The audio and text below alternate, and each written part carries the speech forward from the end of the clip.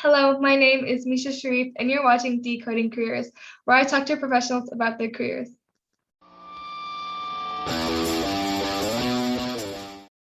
Today, we have Sophia Godry, who works as a healthcare administrator for Memorial Sloan Kettering Cancer Center.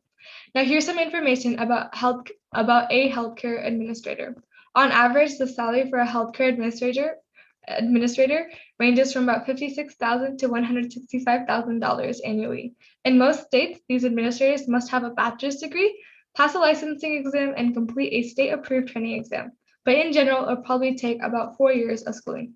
So, Sophia Bhavi, how are you doing today? I'm doing good, alhamdulillah.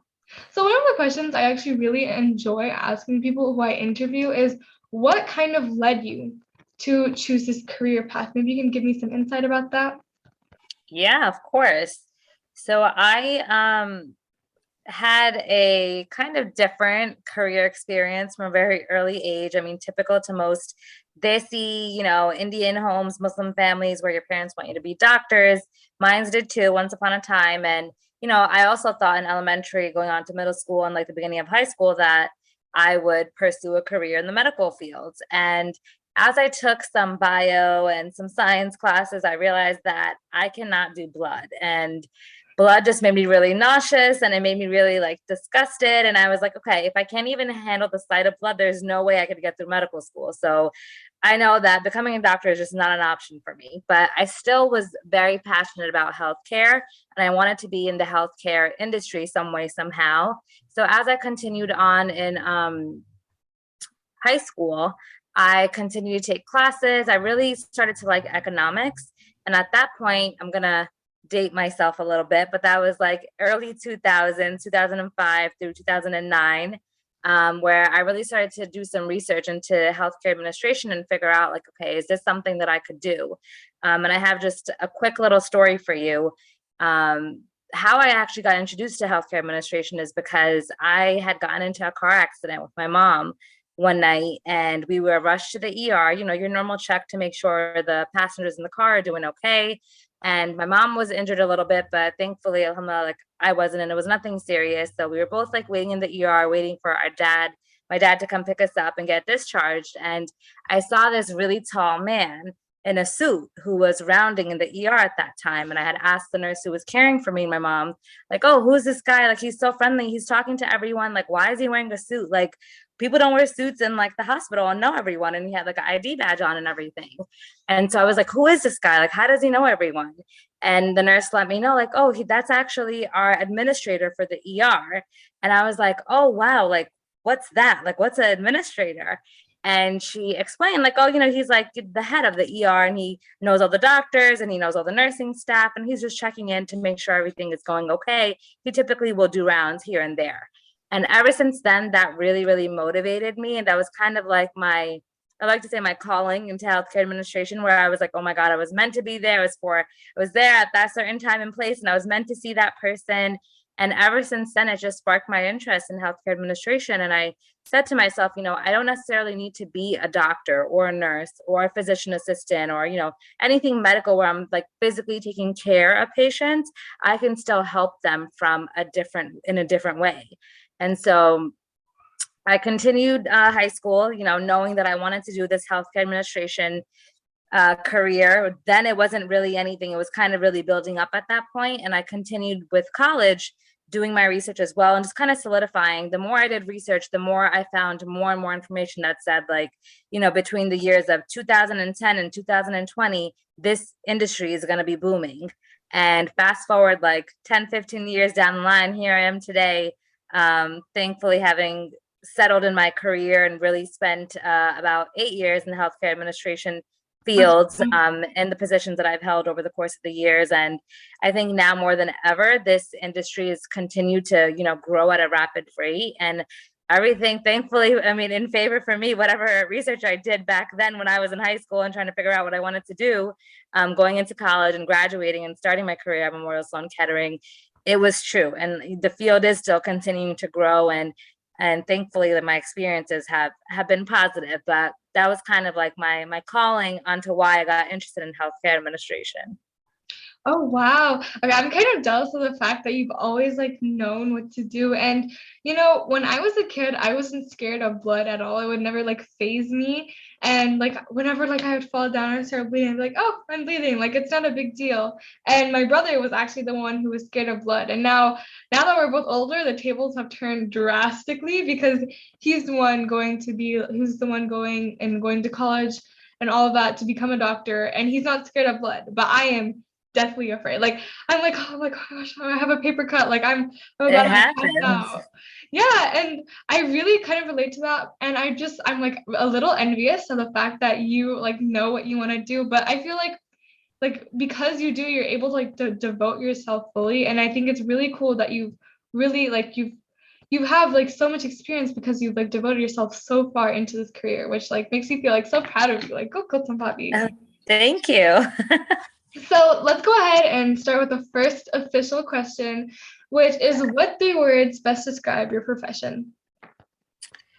Ooh, dedicated. Hardworking is 2 words, but we'll use it as one since it's hyphenated. And passionate, I would say. Can you describe why? Yeah, so I think in the healthcare administration field, as you go on to pursue managerial positions, team lead positions, any administrative positions, or director, associate director, any of those qualify within the healthcare administration field where you're in a position of leadership and you're managing a team or you're managing a significant amount of work that has large impact. And oftentimes those positions you're juggling a lot. You're balancing a lot of different personalities. You're communicating with so many different stakeholders. And in order to really get through your days, where some days you'll be working 14 hours, some days it'll be, 6 hours or 4 hours. Like it depends on what your workload really looks like. But when you're in the line of operations and healthcare administration, you have a lot of tireless nights and you are responsible for making some really, really tough decisions. And although you don't typically ever have that face-to-face patient interaction as you continue to grow and excel in the healthcare admin field and get promoted and move on up the career ladder, you're going to have less and less patient interaction, meaning you'll be working with more VPs and executives and directors like I had mentioned, and the work that you do is always going to be deliverable to patients, but you're just not necessarily seeing them. And when you're dealing with like that level of decision making where you're impacting a team of 200 people, 300 people, or it's affecting the entire hospital that you're working at, depending on what position you're in and what department you're in, it can get very stressful. It can get very, very stressful. Your emails are blowing up, people are paging you, people are emailing you late at night, they want everything done right away. And if you don't have that passion and that dedication and you're not hardworking, it can get very, very difficult to continue on in this career and really work your way up and work your way around. Because without that, dedication, not love, it's just another paycheck and you're just going to work. And this is definitely not the job that you just show up to work and you can't do anything because you have so much at stake and your day-to-day work directly affects patient care. So I would say that's why I chose those 3 words, because without them, the job is kind of impossible. I would definitely say so. Like you just describing, even with you just describing, I can definitely see like you hold up a lot of pressure, and you're like there for everyone. It makes you kind of feel like that one, like you're like that one friend that you can go and talk to, and like they'll give you like the best advice. Like you kind of, I feel like you're there for everyone, and you're managing everything, keeping track of everything. It's like you're like the mom of this huge family, and that you're making sure everything is happening on time. And Yes, so when I get asked about my career, oftentimes like jokingly I'll say like, yeah, I actually run an adult daycare because I'm babysitting all these adults sometimes, and in that category will fall all the doctors and the nurses and the support staff, but sometimes it becomes that way. yeah, and I'm sure like there's a lot of aspects. I'm sure there are tons of aspects. And so you like I feel like the educational background also can be like kind of like it can be really like varied. So I know I had kind of talked about this a little bit earlier, but could you describe to me what educational background is best for being a healthcare administrator? Yeah, sure. So There's a few different routes that you can take, but the typical is you are going to receive your bachelor's degree, whether it's a bachelor's of science or a bachelor's of arts, with a focus on really anything that you're interested in. And then a lot of people take some time off to get some work experience after their undergrad, and they go ahead and work like, any entry level position where you could work as an office assistant or a receptionist in a doctor's office or within a hospital, or do some research, and then typically people will go on to get their master's. But nowadays, the times are changing, so the route that you take really is just up to you, whatever you're comfortable with. A lot of people will also just go directly into an MHA program, which is a Master's of Healthcare Administration program, right after undergrad. So you're doing your 4 years undergrad and then 2 years master's. Typically, that's how long those programs are. Some are accelerated, and then going into the workforce. But it really just depends on what your level of experience is. Sometimes people will have work experience while they're getting undergrad, and typically with any healthcare administration position, whether it's a executive level or it's entry level, you do have to have some level of work experience. So I can tell you the route that I took. I actually got my bachelor's degree, and in undergrad, my major was healthcare economics, and my focus was public health. So that's kind of like what I focused on in my degree. And I had held a few different positions like while I was undergrad, and through some leadership experiences that I was doing both in high school and in college at that time, I was able to really speak to, having that leadership ability, which is really what they ask you in a lot of interviews. And that's how I landed my first job at Memorial Sloan Kettering Cancer Center almost 8.5 years ago now. Oh, wow. Okay, so you've been there for a long time. Now, while we're on the topic of education, could you let me know if there are any like special certifications, any like special trainings are specific for being a healthcare administrator? Yeah. So sometimes it just depends on like what position you're trying to get into. I think with a healthcare administrator, you definitely need to have years of experience. That is a position that you would get at least having 3 to 4 years of work experience at an entry level. And oftentimes when you're growing within a company, you're putting in your years of work, and through your hard work and through the success that you've been able to demonstrate, your managers or your directors that you're working with, they will find opportunities for you, and it depends on your network too. Something that's really popular right now in the healthcare administration field is a PMP certification, which is project management certification. Also, Lean Six Sigma is something that's also very popular. Those are two certifications that typically come up often in the healthcare administration industry. Okay, so I feel like there are lots of aspects like I was saying earlier, and so like each kind of training kind of adds on to your repertoire of being a healthcare administrator. So earlier, like I was talking about, or you were talking about, you said there's just so many different aspects while you're describing like you have to be hardworking, you have to be dedicated. You were talking about so many different things. And I just want to know, because you were saying that some days you were working 14 hours and some days you're working 6 hours. So like, could you describe to me like a typical day in your job? Like how does being a healthcare administrator work? Like how does it all get put into play? Sure. So I can kind of talk to you about some of the different positions that I've held. Do you want me to talk to you about some of the different positions that I've held and then what I'm doing today? Sure. Okay. So when I started off at MSK, I started off with an entry level position as an office assistant. So I worked for a surgeon in the Department of Surgery, in the gynecology service. And in that position, I pretty much was just answering patient phone calls, triaging their concerns. So I was like the middle person between the patient and then the clinical team. So these patients, after they go home from surgery, they'll have like symptoms and stuff like that. So I was doing a lot of administrative stuff, but I was still exposed to a lot of clinical information.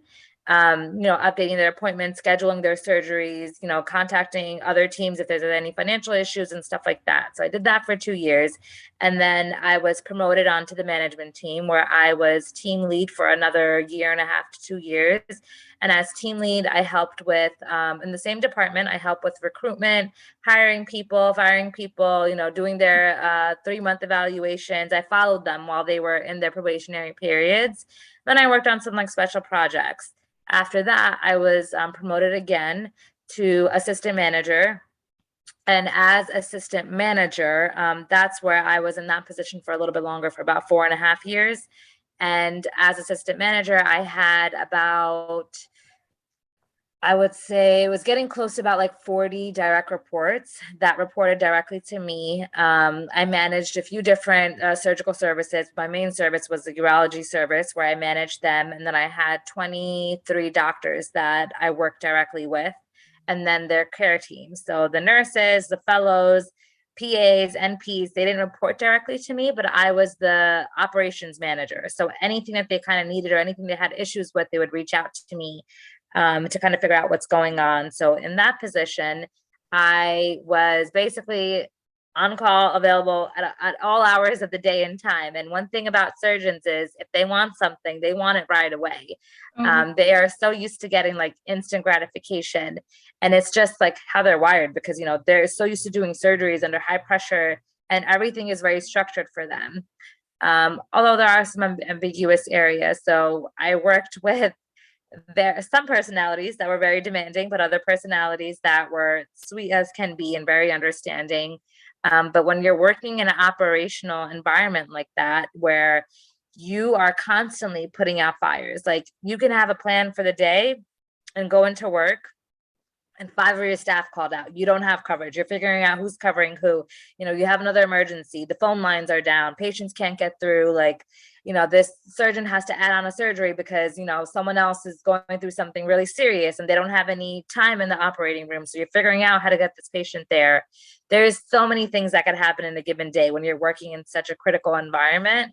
And so that really exposed me to all things hospital related, and I got the opportunity to work with a lot of different teams, a lot of different departments in that assistant manager position, really represent the Department of Surgery, and that's actually the second largest department at Memorial Sloan Kettering Cancer Center. So I was really grateful for that opportunity. And then recently actually started a new position, which is still a managerial position, but it's working more directly with hospital administration. So in this position, I'm doing a lot more project work and working with a lot of senior VPs of the hospital, all across the hospital, working on several different high level, high dollar projects that are very, very, very up there. And they're pretty significant in terms of impact to the hospital. So that's kind of where I am today. And again, I just started this manager position within the hospital administration department a few months ago, just like 3, 4 months ago. mhm. But everything that I've learned over the last 8 years directly is a compilation of like what is needed and required for this project manager position that I'm currently doing. Oh wow, yeah. So like I guess like as you go up, like you were saying earlier, like it comes like it gets like less chaotic and you're working less with the patients and doctors and more with like VPs and everyone else. And so I feel like this job you need to be really versatile. And that kind of like begs the question of what do you think are the three most important skills? Because you were saying there's just so many different like kinds of things you have to do. And you just have to be like like an extremely quick thinker, but like I want to hear from you. Like, what do you think are the three best skills that you should have and why? Number one, I would definitely say critical thinking. You have to be able to think critically in high pressure situations. Your decision quality needs to be up there. I would say resilient.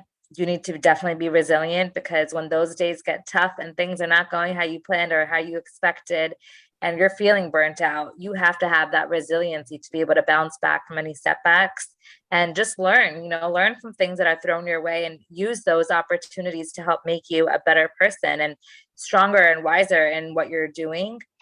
And probably say it's so hard to say just three because Yeah, there's so many things, but I think being an effective, it's hard. I would tie it between being collaborative and then an effective communicator, but I'm going to go with you can effective see both. I don't know. communication. All right, we'll say both.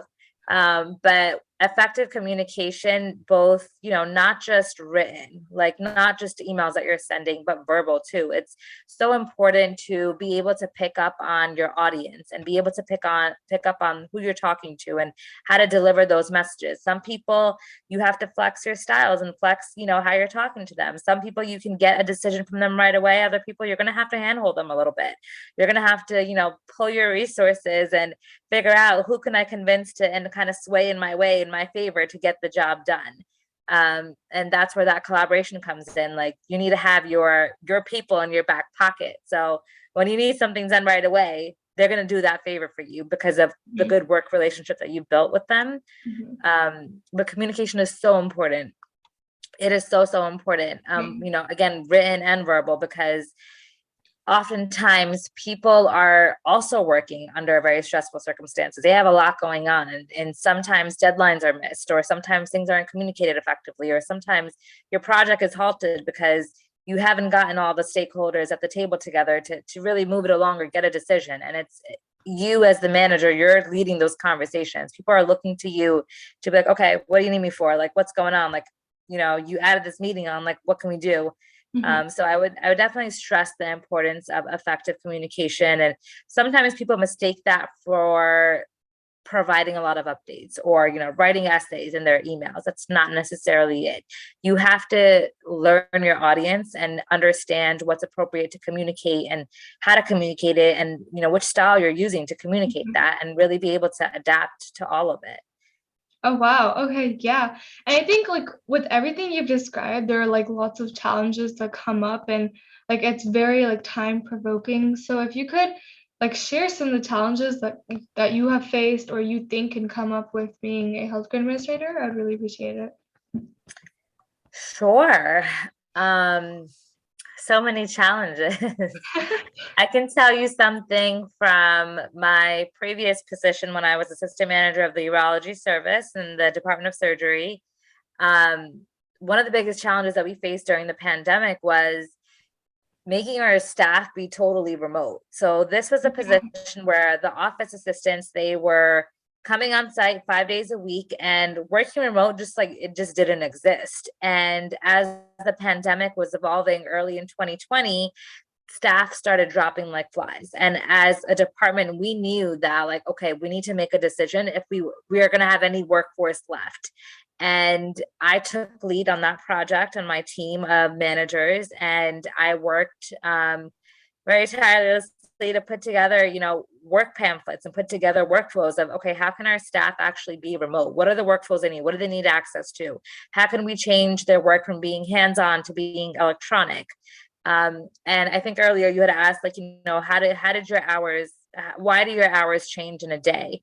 So when you have high level things like that going on, there's no set number of hours it'll take to get something done. Like, when you're in this position, it's just get the job done. It doesn't matter like if it's 5 hours or 15 hours. And I remember early in the pandemic, like I would spend 12 to 14 hours just like figuring everything out. Like, how are we going to make this work? And when you're leading a team that's so large, like 40 direct reports, like they're constantly reaching out to you. Like, what do we do now? Like, how can we move this along? Like, people are calling out left and right, especially during the pandemic, because people were sick.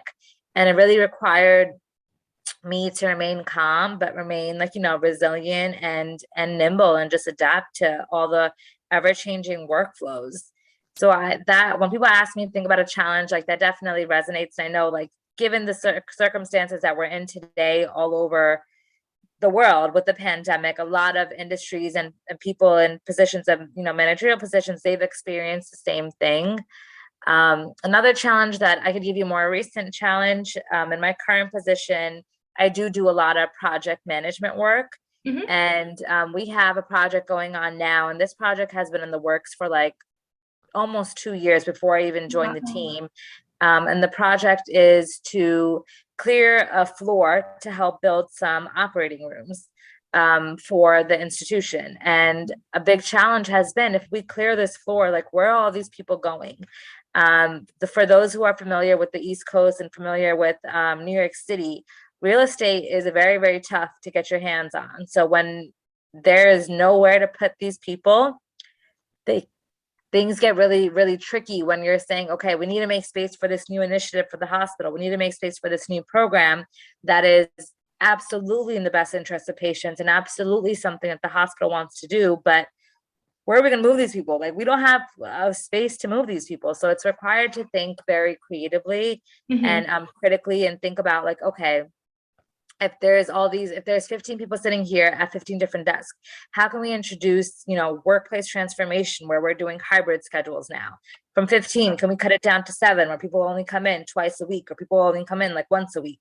Do they even need to come in? Can they be fully remote? And those conversations are very hard to have with people when they have a history of doing work a certain way, and now you're asking them to like, all right, let's change it. We need to change that.